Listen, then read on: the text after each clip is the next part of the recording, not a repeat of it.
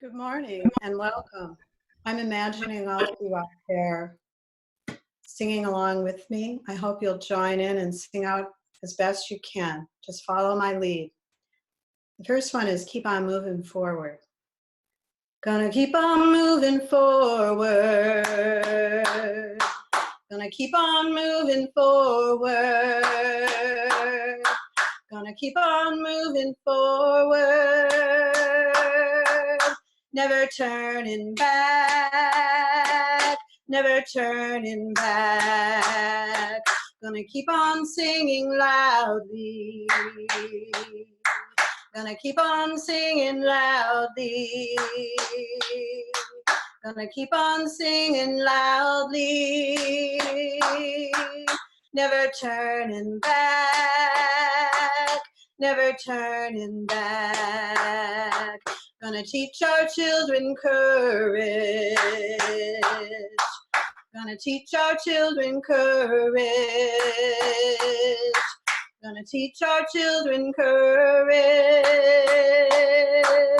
Never turning back, never turning back. Gonna work to end the suffering. Gonna work to end the suffering. Gonna work to end the suffering. Never turning back, never turning back. Gonna keep on moving forward. Gonna keep on moving forward. Gonna keep on moving forward. Never turning back, never turning back. The next one, filled with loving kindness. This is a Tonglen chant in the Buddhist tradition. You begin by meditating from within, and then you move out to your immediate circle, and then you move further out into the world. May I be filled with loving kindness. May I be well. May I be filled with loving kindness. May I be well. May I be peaceful and at ease. May I be whole. May you be filled with loving kindness. May you be well. May you be filled with loving kindness. May you be well. May you be peaceful and at ease. May you be whole. May we be filled with loving kindness. May we be well. May we be filled with loving kindness. May we be well. May we be peaceful and at ease. May we be whole.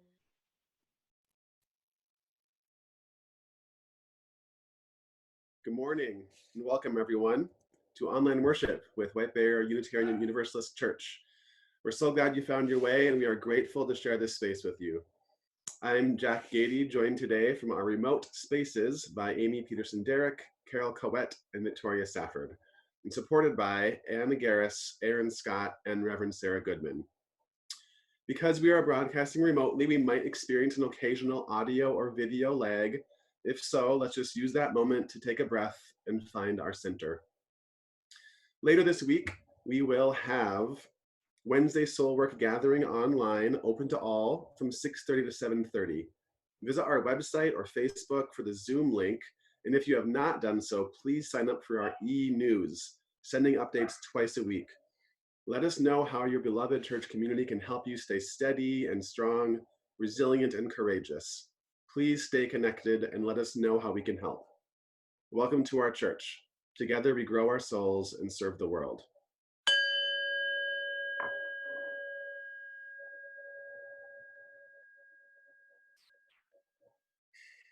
Come in. Come into this space which we make holy by our presence. Come in with all your vulnerabilities and strengths, fears and anxieties, loves and hopes. For here you need not hide, nor pretend, nor be anything other than who you are and who you are called to be. Come into this space where we can touch and be touched, heal and be healed, forgive and be forgiven. Come into this space where the ordinary is sanctified, the human is celebrated, the compassionate is expected.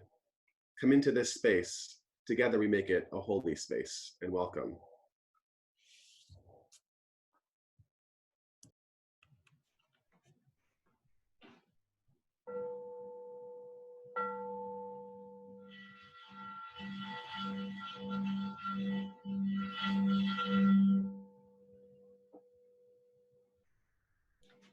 These words come from Wendell Berry. The grace that is the health of creatures can only be held in common. In healing, the scattered members come together and the holy enters the world. We lose loneliness.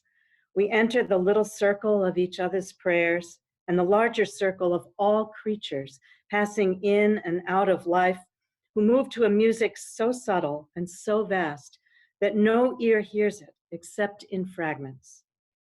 Let tomorrow come tomorrow, not by your will is the house carried through the night.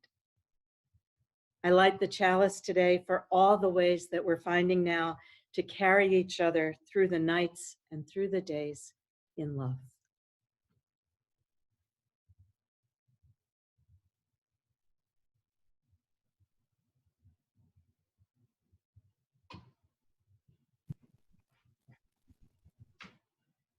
Will you say with me the opening words? Love is the spirit of this church and service is its law. This is our great covenant, to dwell together in peace, to seek the truth in love, and to help one another.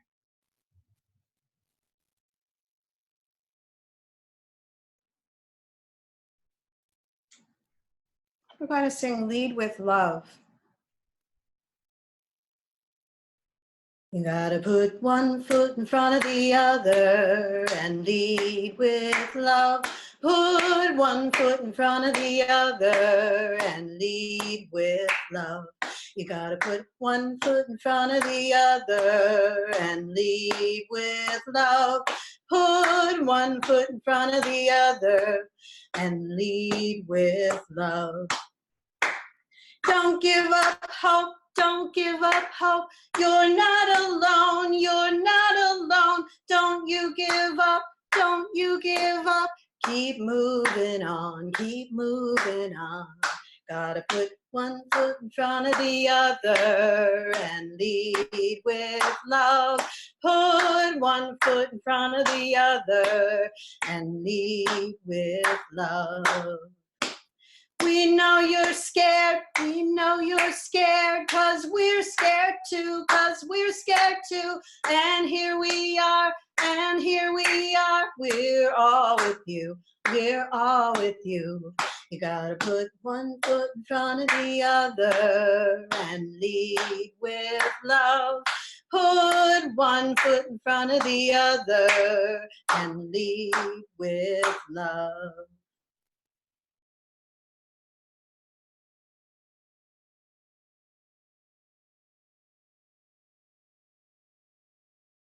Good morning.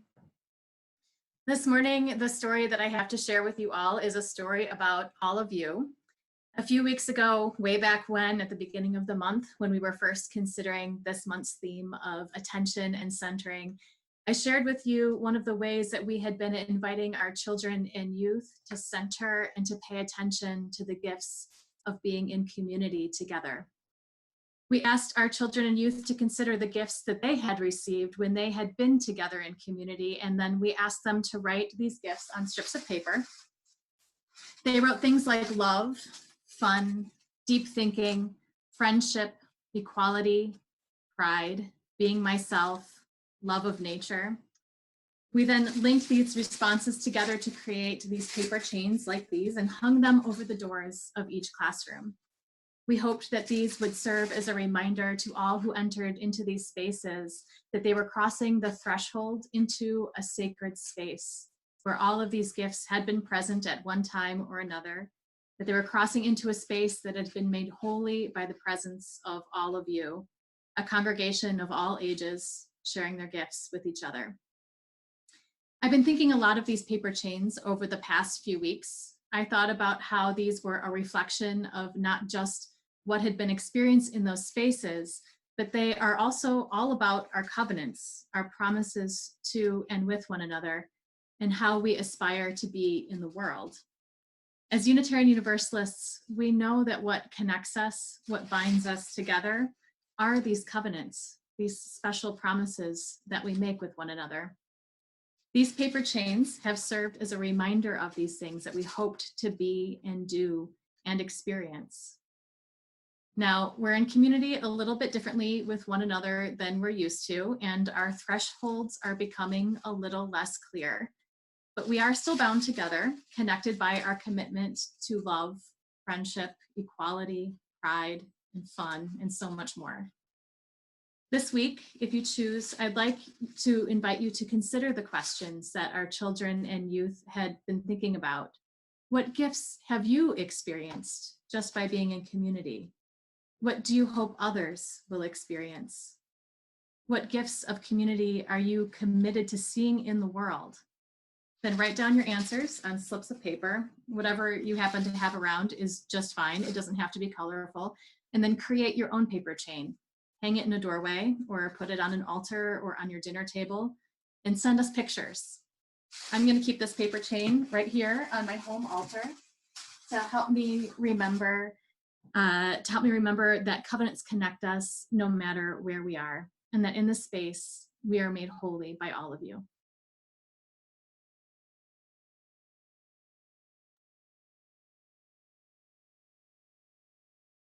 We're going to sing Loosen, Loosen. And each verse harmonizes with the other. So if you know it, we'll sing it twice through. And the second time you can try the harmony. Loosen, loosen, baby, you don't have to carry the weight of the world on your muscles and bones. Let go, let go, let go. Holy breath and holy name. Will you ease this pain? Loosen, loosen, baby. You don't have to carry the weight of the world on your muscles and bones. Let go, let go, let go. Holy breath and holy name, will you ease this pain?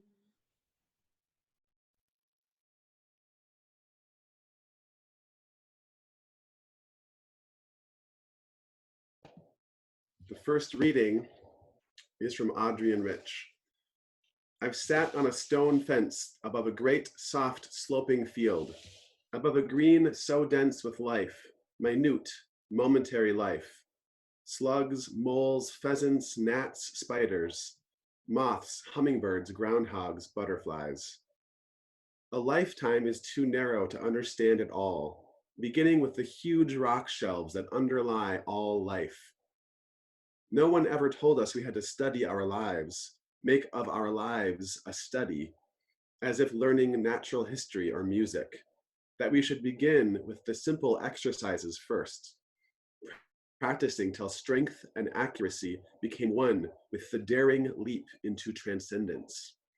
And in fact, we can't live like that. We take on everything at once before we've even begun to read or mark time. We're forced to begin in the midst of the hardest movement, the one already sounding before we are born. At most, we're allowed a few months of simply listening to the simple line of a woman's voice singing to a child against her heart. But there come times, and perhaps this is one of them, when we have to take ourselves more seriously or die, when we have to pull back from the incantations, rhythms we've moved to thoughtlessly, and disenthrall ourselves, bestow ourselves to silence, or a severer listening. We cut the wires, find ourselves in free fall, as if our true home were the undimensional solitudes of stars. The second reading is from Gary Snyder, For the Children. The rising hills, the slopes of statistics lie before us, the steep climb of everything going up, up as we all go down. In the next century, or maybe the one beyond that, they say, are valleys, pastures. We can meet there in peace if we make it. To climb these coming crests, one word to you and your children. Stay together, learn the flowers, go light.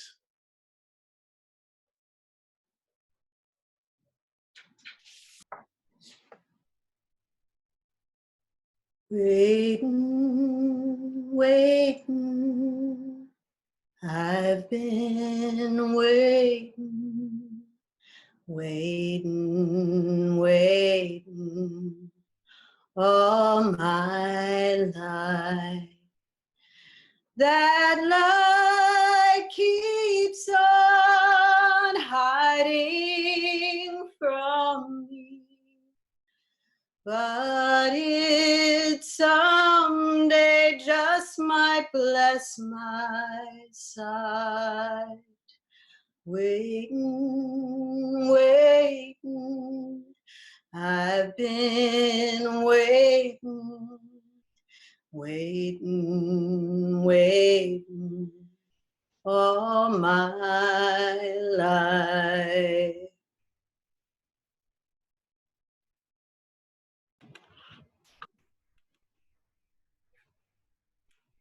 In Japan, along the northern coast for centuries, people have left messages in the form of carved stones, hundreds of them up and down the shoreline, some of them 10 feet high, 4 feet wide. They're called tsunami stones, warning future generations about what the sea can do and how terrible the storms there can be. For hundreds of years, survivors of earthquakes and tsunamis, people whose names have all been forgotten, erected these stones with carved warnings. Do not build your home beyond this point, says one in a little village. Nobody knows who put it there or when. And this one stands a great distance from the beach on a wooded hillside, and it confused people for a long, long time because until recently, until global warming, no wave had ever reached it. But historians and geologists now know that centuries ago, big waves did come up that far, and no one's built a house there since. Some stones are so old that the characters have been worn away by wind and weather. Their silent insistence still speaks. Somebody, many somebodies, worked a long time without engines or technology to quarry and transport and carve and then plant these giant signs in the ground. And people must have done this after losing everything they had, maybe losing every person they had. So you think of someone, a person 500 or 600 years ago, standing on the very spot where their house had been the day after a disaster, gazing at the sunlight sparkling on the placid sea and thinking, we've got to let them know. The ones who will come here after us and our children and our grandchildren and great-grandchildren are gone and can't remember, we've got to let them know, do not build your homes here. On some stones, to make the point more plainly, they listed the numbers of people washed away. and their ages. Others give advice on what to do in an earthquake in case a storm surge follows. Let go of everything. Drop your possessions. Run to higher ground. These stones look like they're made of granite, but in fact, they are made of willful tenderness. They're made of grief that is a generous grief, the concern of the ancestors reaching out their arms to their unknown descendants. It is never too late, or too soon, or too far, or too near to imagine someone else's struggle, to call across the centuries or just across your backyard. I see you. Be careful.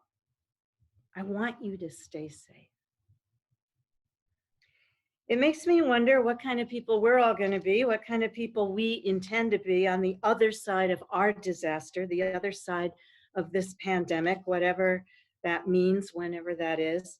At some point in the future, when we come stumbling out of our houses again, blinking in the light, stunned and sad and grateful to be standing, who will we be then when this is over, whatever over means?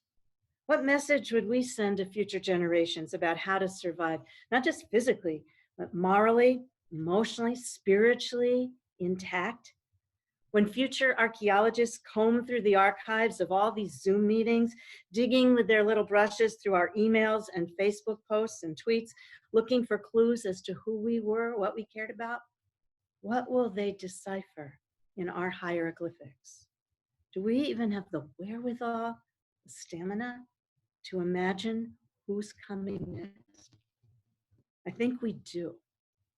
This is about covenant, what Amy was just talking about, the covenants that bind us to each other and to our deepest principles, to our better selves and to the holy. We decide what promises we'll keep to the ancestors and to the descendants, and we make it known by how we treat each other all the time, every day. That's how we practice our religion. In the reading, Gary Snyder talks about the steep climb ahead of us, the challenges we face, statistics going up as we all go down. In the next century, or maybe the one beyond that, he says, there are valleys and pastures. We can meet there in peace if we make it.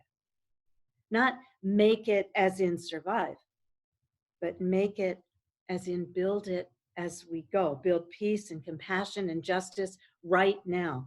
To climb these coming crests, he says, one word to you and your children: stay together, learn the flowers, go light. Stay together. Learn the flowers, meaning love the earth, pay attention, try for once to understand the natural order and the elegant dance that holds you in its hand and always has. Notice the beauty, which will save you from despair. And go light, meaning let go of everything that you don't need. And if we learn nothing else from this catastrophe, that one lesson would suffice. A long time ago, I read that shortly after the Black Death in Europe in the 1400s, a rabbi compiled for the first time ever a manuscript he called the Book of Customs, comprising not scripture, not the Torah, but his own description of all the rituals, the practices and prayers in the temple, in the home, the foods and fasts and holidays, the ordinary blessing of bread and the candles on the Sabbath, the ways of blessing babies and marriages and the dead, ways of atonement and forgiveness, all these habits of being put down in plain and simple language that could help a Jew to be what the rabbi called a good person. There was this mystical sense during that plague and afterwards that even if the people themselves were scattered, even if they all died, the essence of their community, its vision, its purpose, its power would survive if it was worthy through persecution, expulsion, war, and what they called pestilence. So he gathered it up and he wrote it all down and made copies by hand and gave them away, tsunami stones in parchment. Let it be known. You might write this in your own book of customs. Let it be known. You might carve this in your yard 10 feet high. You have some time. Let it be known that we are a people who learned over time, a lifetime of time, to hold fear in one hand and hope in the other, all at once, all the time. A people strong enough, brave enough, smart enough to be scared and hopeful out loud altogether. Let it be said that among our customs is generosity of spirit and empathy, such that even in the hardest time, we could lift our gaze from our own very real concerns and ask our neighbors if they needed us to do a grocery run or set them up on a computer. Ask our clinics if making cotton masks would help. Ask each other how to keep supporting the people most at risk and vulnerable. Our homeless guests from Project Home and People Inc. and everybody poor. Everybody for whom sheltering in place is really not an option. It's never been an option. Let it be said that among our customs is an empathy so emphatic that it always finds the way to action. Let one page in our book of customs show that for us to wash our hands during a pandemic is a holy sacrament. 20 seconds of sacred multitasking during which some of us sing, some of us breathe, some of us give thanks finally for running water, and some take a moment to hold in prayer the ones we love or ones we've never met, in Syria maybe, Palestine, in prison, in detention on the border. Water is a gift, we say in our Holy Communion in the fall. May your love of life be replenished. Let it be carved in stone or memory or written on our hearts that we're a people who thought we could not handle uncertainty. We just could not. And then we discovered we could. That we are in fact a pack of old dogs learning new tricks every day. And much to our surprise, we can hold ambiguity and unknowing and open-ended questions and our open-ended scary future with grace, with equanimity. We're a people who thought we could never handle uncertainty, let go of control. Then we took a breath, we washed our hands again, we paced ourselves, and we redefined long-range planning in terms of days and hours and precious minutes instead of weeks and months and years. We readjusted our preposterous ambition and our lofty goals to the attention span of toddlers and practiced present moment mindfulness as they do all the time, Zen masters that they are. We will carve in stone or in the monument we make of every day that the kind of people we mean to be when this is over is the kind of people that we are right now, giving and forgiving, humble, brave, joyful, filled with wonder and curiosity and hope, though we've considered every fact. We are not only anxious, depressed, worried, exhausted. Let the record show. We are also playful, gentle, creative, resilient. Adrienne Rich said, a lifetime's too narrow to understand all this. No one ever told us we had to study our lives as if learning natural history or music. No one told us we'd be forced to begin in the midst of the hardest movement, the one already sounding before we were born. At most, we're allowed a few months of simply listening to the line of a woman's voice singing to a child against her breast. And then it's our turn to sing. But there come times, she says, and this is one of them, when we have to take ourselves more seriously or die. When we have to pull back from the incantations, the rhythms we move to thoughtlessly, and bestow ourselves to a severer listening. Nobody told us that we'd be here now living with a virus, this affliction. We're not ready, not prepared. But you know what? We are. Someone said to me the other day, actually more than one person said this to me this week, and maybe to you. They said, you know, I'm seeing now that all my years in 12-step programs, all my years in all those meetings, learning against my will how to take one day at a time, that's all paying off all of a sudden. It's like I've been in training for this moment. Someone else said, For years now at my church, I've been studying and practicing how to be who I am and who I'm called to be, and all my vulnerability and my strength. They compared it to muscle memory, how you know without knowing what's needed, what's right, because you've practiced all this time. We are seeing mighty things now on a scale that we're not going to understand, I think, for years and years. When this is behind us, whatever that means, doctors and nurses who were never trained to be heroes, in fact, just the opposite, but here they are. I read a heartbreaking story this week by a respiratory doctor whose husband is a surgeon. They're both in their 40s with 3 children, exhausted, working opposite shifts. And in the few hours they have overlapping at home, they are revising their will. And they're lining up people, 3 couples deep, to care for their kids if something happens, which they both believe almost certainly will. They're getting their affairs in order before some of their best affairs, their life, has even begun. We are seeing in our lifetime such mighty things.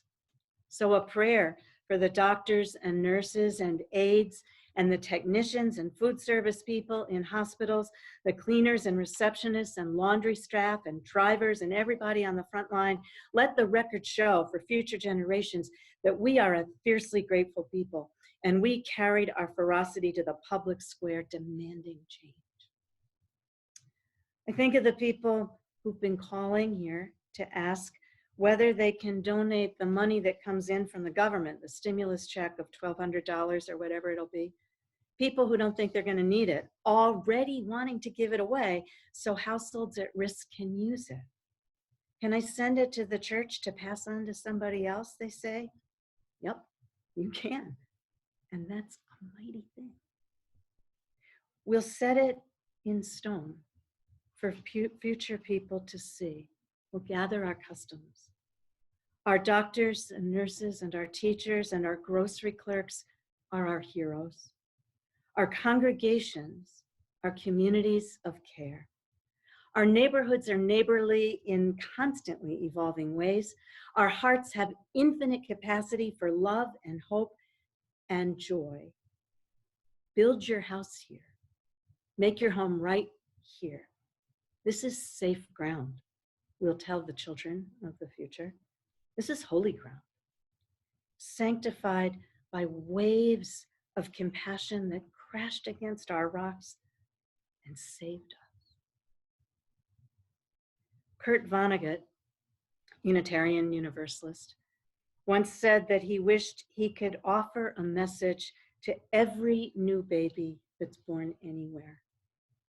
Hello, babies, he said. Welcome to Earth. It's round and wet, crowded. On the outside, babies, you've got 100 years here. There's only one rule that I know of, babies. God damn it, you've got to be kind. For just a moment, holding each other across the miles, holding everyone. Let's keep silent together, speaking into the moment out loud or silently, the names of those you're holding in your heart this morning.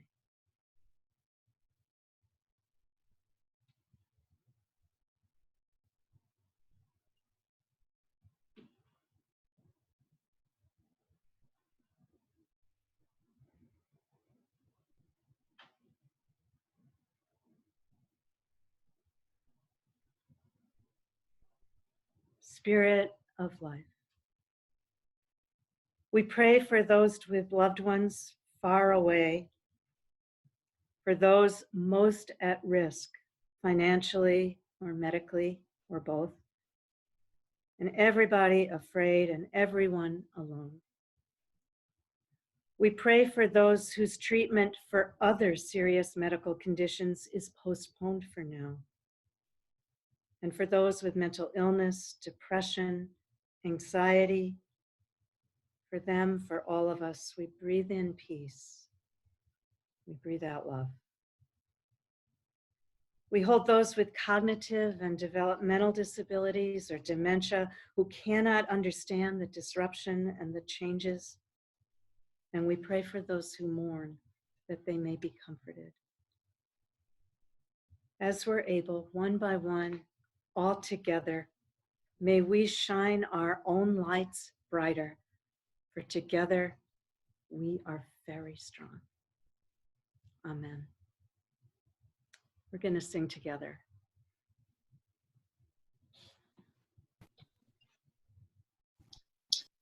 Let's continue nurturing and holding each other and sing out into the world.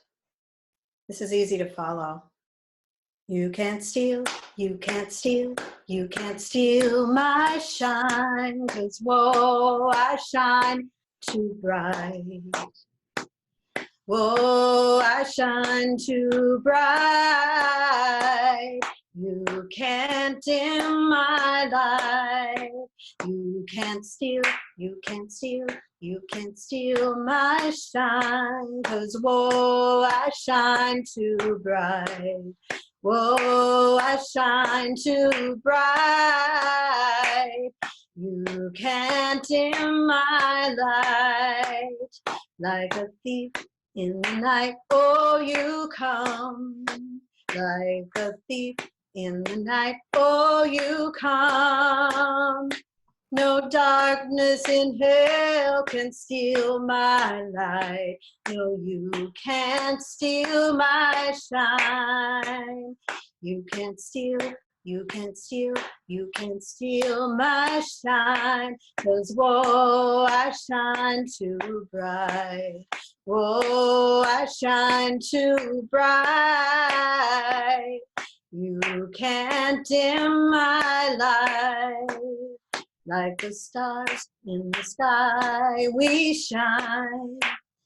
Like the stars in the sky, we shine. The darker the night, the brighter the light. You can't steal our shine. You can't steal, you can't steal, you can't steal my shine. 'Cause whoa, I shine too bright. Whoa, I shine too bright. You can't dim my light. Whoa, I shine too bright. You can't dim my light. Please join me in the closing words. May peace dwell within our hearts and understanding in our minds. May courage steel our will, love of truth forever guide us.